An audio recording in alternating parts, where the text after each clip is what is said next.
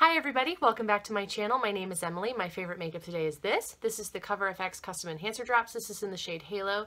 I just put a little bit on the back of my hand, but I'm also wearing it on my cheeks today. It's this really beautiful iridescent bluey purple. It's really quite magnificent. I love this stuff. The biggest thing that I'm trying to do with this is there's so much product in this bottle. I don't know if I'm ever going to be able to use it all, but I need to make a serious effort or I cannot justify buying the glitter drops that they just came out with. That's how I'm bargaining with myself, but I'm also really enjoying it because I love the weird creepy iridescence that I'm getting with this. It's really beautiful. Anyway, on to the video. So for today's video, I'm going to be trying out a new makeup technique that I've been seeing a ton of, especially right now during the holiday season. It seems to be a go-to look for a lot of people, especially on YouTube, and that's trying to do a cut crease. So a cut crease is where you have a very definitive line here on your crease between the top part of your eye and the bottom part. Sometimes that's done with eyeliner, sometimes that's done with a glitter shadow here or a glitter shadow here. It's something that I've admired, but I've never tried to do it myself. Whenever I see YouTubers do it, it looks so easy. They just put the color on and they carve it out with some concealer and it's perfect. But if I've learned anything from YouTube, it's that I'm really bad at winged eyeliner and this looks more complicated, so I'm not sure this is going to go well. However, I do want to give it a try. I'm also going to try out some products that I either haven't used very much or they need to have a second chance in order to get back into my good graces. So let's get going. So when I'm watching cut crease videos, I notice that they're usually using a very beautiful sparkly shade, and to make it easier on myself, I'm going to use this. This is the Stila Magnificent Metals Glitter and Glow Liquid Eyeshadow. The shade I picked out today is Violet Vixen. I'm not positive that they still sell this, but I know I got this in the last couple of months, so I don't know if this color's been discontinued or it's just out of stock at my particular Sephora. I haven't actually looked on the Stila website to see if they still carry it there, but I do think it's a really cool color, and it's the one liquid glitter and glow that I have barely used at all, and so I really want to try it out on my face and see what it looks like.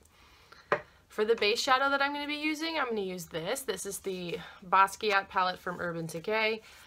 I don't know exactly what the name of this one is, but I know that this is the colorful one as opposed to the nudie one, so I wanted to give this guy a try because I was debating in my decluttering video whether I should keep this because I've barely used it at all. But it does have really neat shades. If I saw a palette come out now with this color selection, I know that I would want to buy it. So therefore I feel like I should want to use this palette. And even though it's a discontinued item, it's one of those things where I can't just ignore my discontinued items in my collection and just let them sit there collecting dust, because then no one gets to use them. I at least have to try to make a look with this. And if I find that I don't like these shadows, then I gotta declutter this thing.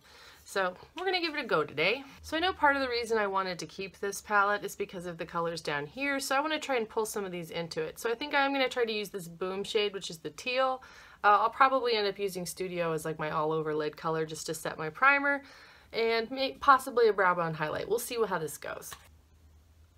I know a lot of time on YouTube people don't want to take out their discontinued stuff because people can't buy that and they don't want to make people feel bad. And I totally get it, but sometimes there's a palette that I really want to know how to use it. What's a good way to do anything with it, especially if I find it later, because a lot of these Urban Decay palettes often will show up at TJ Maxx, but then no one's doing videos on it anymore. And if it wasn't a particularly popular palette in the first place, then you just don't see anything about it. But I still bought it. You know, it wasn't the worst palette in the world. I did buy it because it was on sale, because that's, I'm easily led. If something is on sale, I always seem to think, well, if it's on sale, I should get it. I definitely want to grow my collection, right? And I really need to be more mindful this year in 2018 to not necessarily just buy makeup just because I can. I should buy it because it's fulfilling some sort of need in the collection that isn't already there. I shouldn't be buying just for the sake of buying. So I've applied Studio, it's this pale color in the corner. I've applied this all over the lid, and now I think I'm going to go in with Boom, and I'm sort of going to blend it into my crease and take that up a little bit, so that then when I go over with the glitter and glow, because that stuff covers up anything, that'll be able to give me that nice cut crease look that I'm looking for. Although if Boom does not perform very well, I might end up dipping over into EXU and sort of getting a blue tealy green. I'm not even sure if I've ever actually swatched Boom. I don't see a fingerprint in it, so I'm assuming I never actually tried to use it before.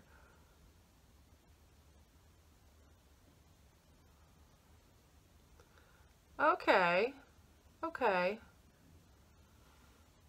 That's not the greatest pigment considering how much product I think was on my brush for this first go round, but I don't have any fallout, so I really can't complain there.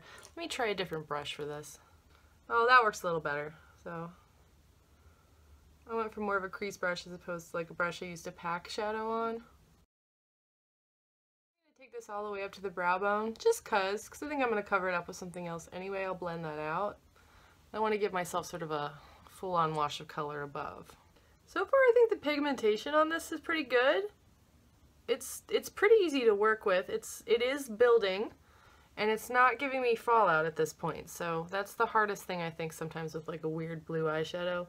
Sometimes you get terrible fallout on it, and then you don't really want to ever use it ever again.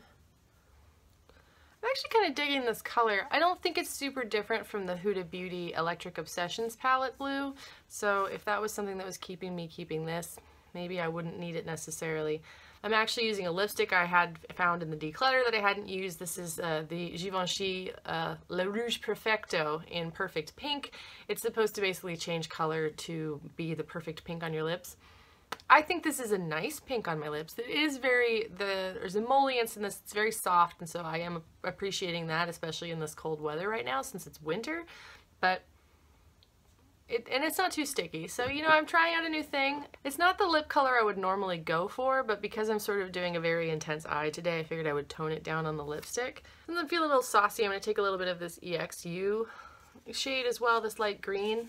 I still don't know if I get the whole point of this collaboration. I know that the art is really quite interesting, and they're sort of mimicking a lot of the colors, especially the colors of this artwork. They're mimicking in the colors in the palette, but I still don't understand how this came to fruition, because especially I don't think a lot of like normal makeup, regular everyday makeup users are going to know who Basquiat is, and I don't know that this palette is going to inspire them to learn any more about it. Because frankly, these palettes feel kind of funky, and while you can technically hang them up on the wall because they have this little hole here for you to put on a nail, I don't think I want to store my makeup palettes on the wall. I guess it's one of those things that, you know, I'm sure seemed like a really good idea to somebody, and they're like, hey, let's see if we can get the licensing, and then they did, so they had to follow through with it. I don't actually know how well this collection did. I assume not very, because it all went on sale pretty quickly, because I only picked this up because it got marked down to $27. For me, for an Urban Decay palette, that seemed like a pretty good deal. So now I have a bit of an interesting peacock effect going on with the lid shades. I'm not mad about it. I would probably do this again another day, because I do like these colors. Whether this is going to work to do a particularly effective cut crease, you know, we shall see. I've seen a lot of people do this where they carve out the space with the concealer, but because I'm going to be using the Stila Glitter and Glow, I don't think I'm going to need to do that, because this basically covers up a multitude of sins. So these Stilas are very smooth and very creamy and very easy to apply, which is why I'm such a big fan of them. Although I'm not sure I'm going to get a good wing. Frankly, when do I ever get a very good wing, to be perfectly honest?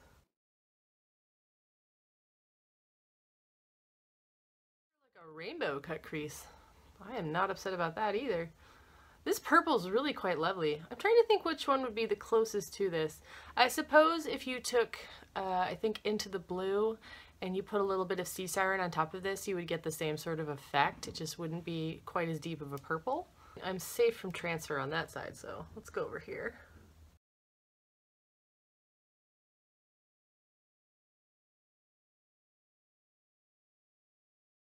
I think I fulfilled the technical requirements of the cut crease. I mean, I've cut it off at my crease. There's multiple colors. It doesn't look quite as cool as some of the YouTubers do it, but it's a credible approximation of what I'm trying to go for. I do think that trying to use this as opposed to a powder eyeshadow to put this on definitely served me better. I have attempted to do a cut crease before by using the concealer method, but I had to give it up because the concealer wouldn't dry, and frankly I had other things to do besides wait around for like 15 minutes. So with this, I only dipped it in the once. I didn't dip it in a second, had to do the second eye, so I was able to do both eyes that way. I don't think it's perfect. I think it's going to transfer a little bit, but I am enjoying the color payoff I'm getting. So for me, with my eyes, you can't see what I put on the lid unless I close them, so it's sort of like, surprise, there's purple here. Otherwise, you don't really see it except in the corners, which is why I had so many eyeliners, because this part of my eye right at the edge of my lashes was really the only part anyone was going to see, so I just would do eyeliner and maybe I'd put stuff on the brow bone. I'm trying to do more shadow all across the lid, but it's sort of a habit. It's been really hard to break for me because I was just annoyed with the fact you could never see it, so what was the point of putting it on? But I'm actually pretty pleased with how this turned out. And because I think I got a really interesting gradient going, I could really easily do a different variation on a rainbow eye, which is a look I always like to do, where basically I'll take the whole colors of the rainbow and manage to put them entirely on my eye. I can do it in sort of a soft muted way. I'll use something like my Pastel Goth palette or just some of my lighter colors, or if I want to make it a really boom bow, really intense kind of thing. Right now I'd probably use that Huda Beauty Electric Obsessions. That would be a really intense rainbow eye. So at some point I'll do a video of how I like to do that. You know, you can take a look if you like. But so far I'm pretty pleased. Anyway, so I've made a strong attempt at a YouTube makeup thing, and I think I've achieved a cut crease. It could definitely use some improving, but I feel for my level of skill, this is definitely doable, and I like the way it looks. I would wear this out. Anyway, thank you so much for watching. If you're enjoying the content you're getting on this channel, please subscribe. If you've got a video idea you'd like me to put into play, please let me know. If you need more gratuitous kitty shots, I can also make that happen as well. Hello, sweetie. Anyway, I hope you all have a wonderful day, and I'll see you soon. Bye! We're all huddling close to the ring light for warmth.